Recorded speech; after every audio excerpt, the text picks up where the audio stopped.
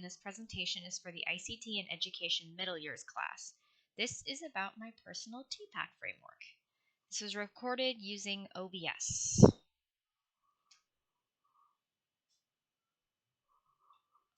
To me, what is TPACK? As technology, pedagogy, and content knowledge. So in this presentation, I'll be addressing my personal views on technology, including resources and information technology, pedagogy and how I believe the classroom should function and how ICT should be utilized in it, and my content knowledge in regards to the subjects that I teach and the contexts. For my technology, I have interactive technology and devices and research technology in the internet and coding. So I'm going to talk about the kinds of technology I utilize in the classroom as well as what kind of technology I'm used to using outside of the classroom or in general.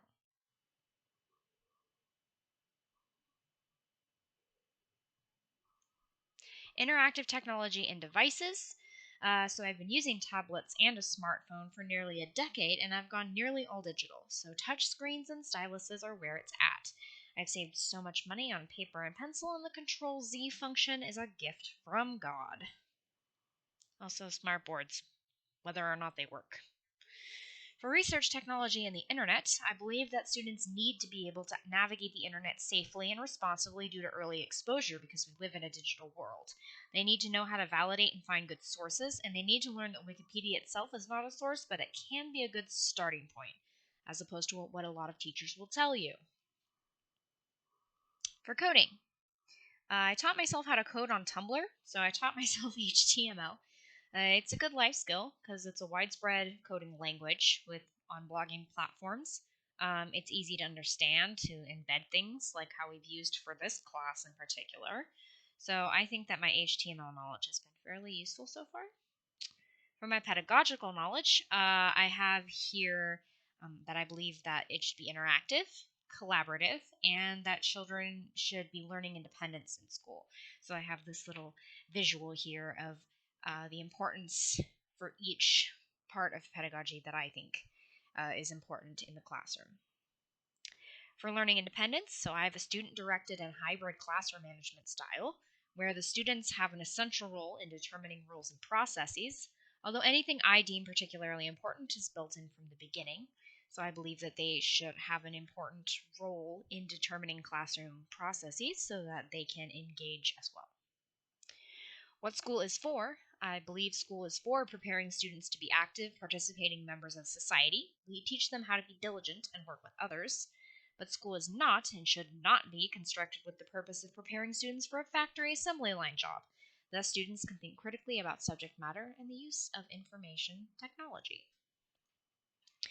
I believe students collaborate and interact to prepare them for the real world. In this way, they work with many different kinds of people, which teaches them important skills like appreciating diversity and being respectful. So resources like MindMeister and online notebooks allow for interactive work with technology, where they can work together no matter where they are located.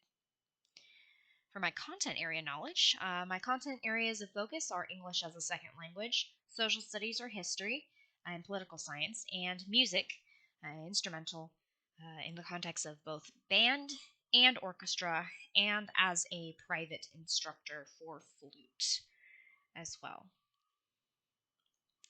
For English as a second language, for technology in regards to languages has come a long way. We now have live translation tools you can speak into, which I've used with young students who can speak but not write. Google Translate has also come quite a long way. I remember when you could not use it for anything but vocabulary. For social studies and history, I can combine my knowledge of geography with interactive map technology. So I use Google Street View and Google Earth a lot when teaching geography.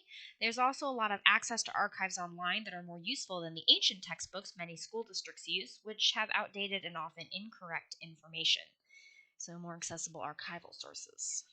For music, I use video performances for self-review. It's important, especially with conducting and performance, to check your own posture, and video review and audiovisual sources are very useful for that, I found, especially during the pandemic when I've been forced to use audiovisual resources. So for my contexts, I have the three most important contexts in which I use ICT. As a classroom teacher, middle year specifically, so 5 through 8, as a private instructor for music, and as a student in university. So these are the three contexts that I'm going to be addressing in my presentation to follow. First, as a classroom teacher in K through 12, as a middle use teacher, I use a lot of videos for tutorials and storytelling to engage different learning styles. Projecting images to accompany lessons is also an important part of the curriculum. It's also important to teach digital fluency so that they can locate and think critically about online information from an early age. As a private flute instructor, I've used video for instruction and self-reflection on the part of the student, showing them videos up close of other flutists as well so they can study their embouchure. Through the pandemic, I've had to find good recording software that can capture the sound of the instrument, as well as practice and editing software like GarageBand. As a student, when I have perused Google Scholar and other internet archives and research resources so often, it autofills when I use Google. I've been using Zotero for bibliographies and to take care of clerical work for paper writing, and I use video tutorials, so recording myself for things like play tests in music or conducting, to catch mistakes I otherwise wouldn't have been able to catch. For the future of technology in schools, students have more free access to information than ever before. They need to learn how to parse that information correctly. We no longer teach how to use physical encyclopedias or dictionaries, so we do need to have entire lessons dedicated to online research and computer programs, so students learn how to make PowerPoints and type. And the last thing I wanted to say is not every community has access to the internet, and we need to address inequality and poverty. The internet needs to be a basic resource now.